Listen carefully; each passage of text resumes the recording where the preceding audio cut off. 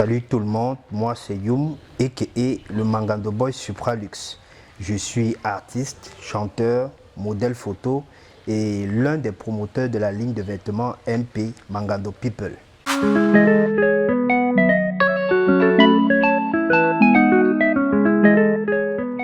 Et bien sûr, vu que tout ça, ça fait partie de l'art, donc forcément il y a une cohérence. Donc tout ça c'est de l'art et puis ça s'agence tout naturellement.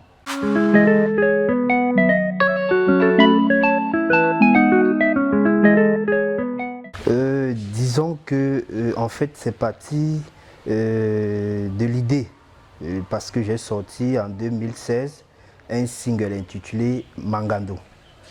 C'est passant par ce single qu'avec des amis on a décidé de mettre sur pied cette ligne de vêtements Mangando People. Et vu le contexte actuel au Cameroun, avoir une ligne de vêtements, c'est pas du tout évident parce que le financement, c'est nous-mêmes qui injectons de l'argent dans cette entreprise. Donc, on se bat avec nos petits moyens. C'est pas évident, mais on tient le coup. On se dit qu'on aime bien ce qu'on fait et voilà, ça va marcher tôt ou tard.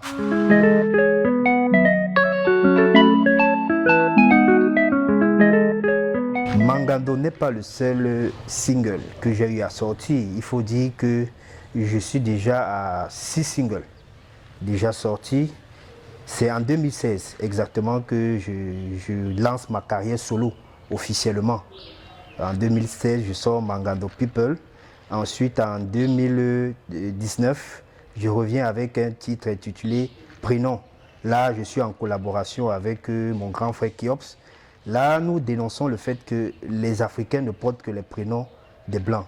Ils ne portent pas leur nom parce que je suis de ceux-là qui pensent que les Africains sont tout, sauf eux-mêmes.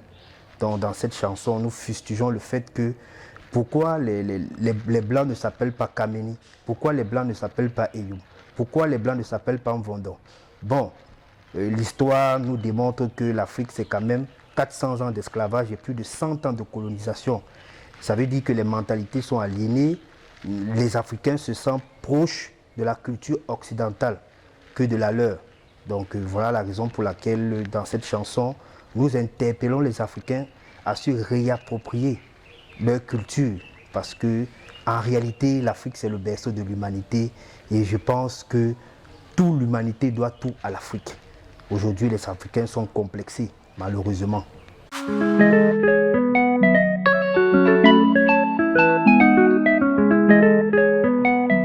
Bien sûr, bien sûr, bien sûr. Déjà, mon nom d'artiste dit tout.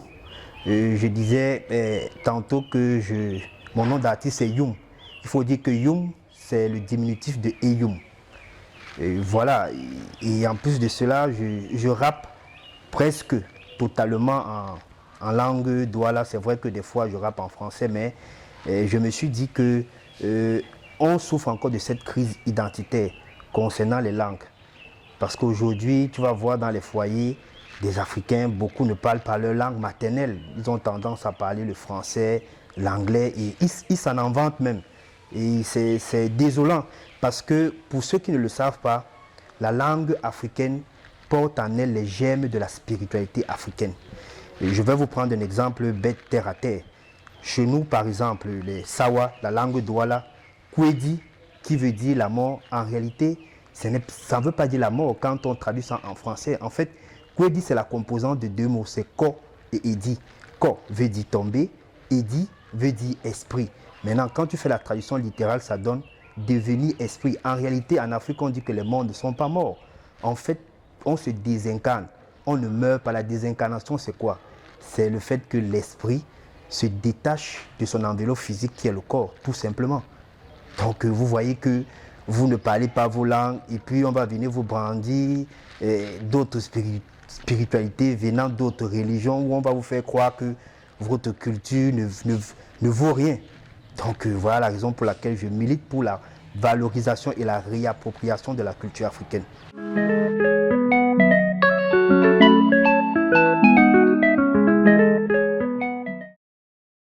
Parce qu'il faut dire que quand je commence le rap dans les années 2000, c'était encore l'engouement, la passion, c'était voilà, je découvre le rap et tout, il faut aussi rapper, c'était un peu l'effet de mode. C'est avec le temps que je me suis rendu compte qu'en fait, la musique fait partie intégrante de ma vie. Et de bout en bout, j'ai fait des groupes. Ensuite, en 2011, j'ai fait du gospel. Ça semble déroutant. En 2011, je fais le gospel comme tout Africain. On m'a prêché la religion chrétienne, je donne ma vie à Jésus. Voilà qu'en 2000, la même année, en 2011, on sort un maxi single de 4 titres. Et le groupe s'appelait Warriors of the Harvest. Bon, après 2011, 2013, on s'est séparés. Parce que voilà, les autres sont devenus des prophètes, d'autres sont devenus des pasteurs. Voilà comment, par l'entremise des frères, des amis, je commence à redécouvrir l'histoire de l'Afrique. Et je me rends compte qu'en fait, on nous a entubés. Voilà, on nous a raconté des histoires comme quoi l'Africain n'a jamais rien fait, il n'a jamais rien créé, et c'est le plus nul de la terre. Et puis je me rends compte qu'en fait, l'Afrique, c'est le berceau de l'humanité, de toutes les civilisations. Donc voilà comment je m'y intéresse. Et c'est comme ça que je commence maintenant à orienter ma musique pour militer, pour la valorisation de la culture africaine qui est si riche et si belle.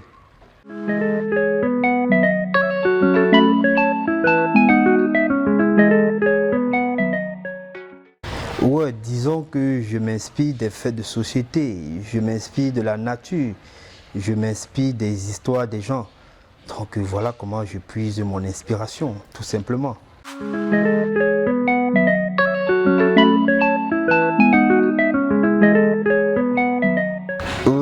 Disons que en réalité, c'est un cousin qui me fait découvrir le rap en les années 2000.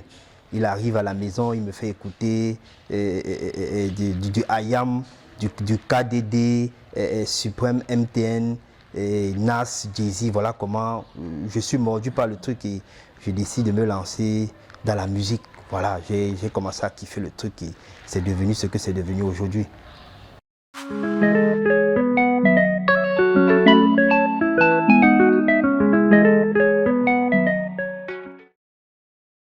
Me former, je ne dirais pas trop, c'est pas professionnellement, mais je pourrais dire que c'est dans le tas.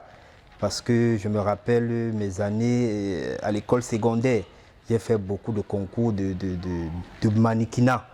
Voilà, et voilà, j'ai eu à représenter Bonaberry, dans la quatrième, à une compétition. À l'époque, ça s'appelait Suite Masters Miss Academy.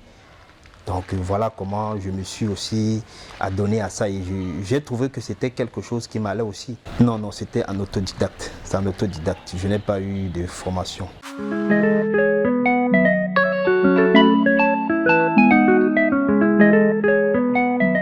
L'anecdote qui me marque le plus depuis que je fais ce métier, et j'en ai même fait une chanson avec Lord Erico, une chanson qui est sortie le mois dernier. Et le titre s'intitule Bénévolat. Je n'ai jamais compris pourquoi au Cameroun on traite si mal les artistes. C'est quelque chose qui me désole parce que au Cameroun les artistes sont traités comme des merdes. Et puis je pense qu'il faudrait qu'on arrête ça. La musique c'est un art et c'est un art noble, valorisant. Aujourd'hui les mécènes, les promoteurs, même les producteurs prennent les artistes comme des mendiants. Et il faut aussi dire que même les artistes aussi ne se trouvent pas si importants, ne se donnent pas de la valeur. Donc dans cette chanson, je fustige le fait que nous, on voudrait qu'on chante gratuitement. On ne voit pas qu'un artiste, l'art, c'est d'abord l'œuvre de l'esprit. Tu vas au studio, tu te mets à ton propre compte, tu dois aller au studio, tu dois payer ton studio, tu te tapes des nuits blanches.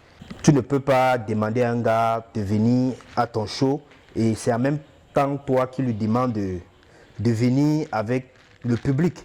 Je trouve que ça fait partie des anecdotes les plus terribles, franchement.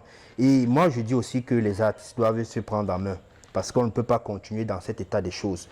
On ne va pas passer le temps à fustiger les mécènes, les producteurs. Si l'artiste lui-même ne se prend pas en considération, ne pourra pas le prendre en considération. Moi, j'ai décidé que quand tu m'invites à ton show et que tu mettes même dans ton idée que tu vas me donner 5 000 francs pour le transport, mon ami, oublie.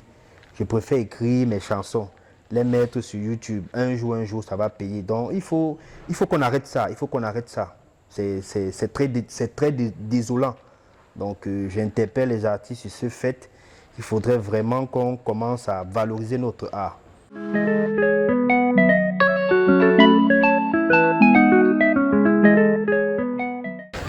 Je vais lui demander déjà d'être passionné. Parce qu'avec la passion, on peut véritablement faire beaucoup de choses. Et surtout, il faut être persévérant. Il faut être très persévérant, endurant. Et aussi, il ne faudrait pas toujours se dire qu'on le fait pour de l'argent. Lorsque vous êtes pleinement dans votre truc, le reste vient tout simplement. Donc il faudrait d'abord se concentrer à travailler, à aimer ce qu'on fait et le reste viendra.